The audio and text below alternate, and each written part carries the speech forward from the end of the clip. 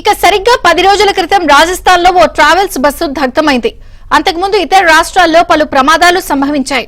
తాజాగా కర్నూలు జిల్లాలో ఘోర ప్రమాదం జరిగింది. ఈ ప్రమాదాలు జరిగిన తీరును పరిశీలిస్తే అన్నింటిలోనూ కొన్ని సారూప్యతలు ఉన్నాయి. ప్రమాదానికి గురైన ఈ ప్రైవేటు బస్సులన్నీ స్లీపర్ క్లాస్వి.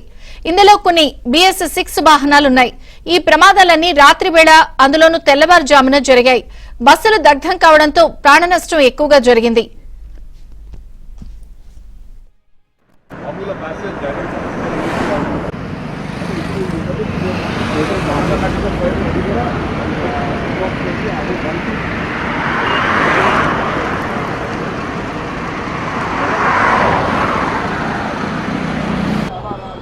బుద్వేలే కదా బద్వేలా.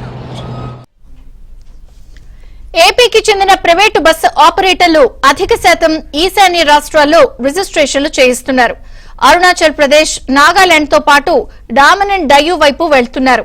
ఈ రాష్ట్రాల్లో రిజిస్ట్రేషన్లు చేయించుకుని ఆల్ ఇండియా పర్మిట్లు తీసుకుంటున్నారు. అరుణాచల్ ప్రదేశ్ లో అయితే ఆల్ ఇండియా పర్మిట్ ఏడాది కాకుండా 5 సంవత్సరాలకు కూడా ఇస్తున్నారు. నాగాలాండ్ లేదా ఇతర ఈశాన్య రాష్ట్రాల్లో రిజిస్ట్రేషన్లు చేయించుకోవటం చాలా సులభం. వాహనం లేకపోయినా కేవలం వాట్సాప్ లో కాగితాలు పంపిస్తే గంటల్లోనే రిజిస్ట్రేషన్లు జరిగిపోవడంతో పాటు నెంబర్ సైతం వచ్చేస్తోంది. అక్కడ ఫిజికల్ వెరిఫికేషన్ పెద్దగా లేకపోవటం, ఫైర్ సేఫ్టీ స్టాండర్డ్ సర్టిఫికెట్లు అడగకపోవటం వల్ల గంటల్లోనే పనైపోతోంది. రోడ్డు ట్యాక్స్ తగ్గించుకోవడం కోసం నాగాలాండ్ తదితర రాష్ట్రాల్లో రిజిస్ట్రేషన్లు చేయించుకుంటున్నారు.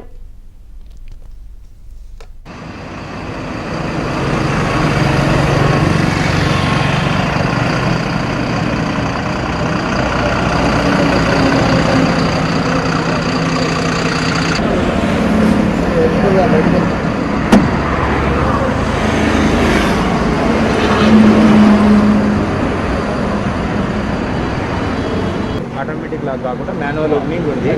అయితే ఎమర్జెన్సీ డోర్ ఏంటంటే మాన్యువల్గా ఓపెన్ మామూలుగా ప్యాసేజ్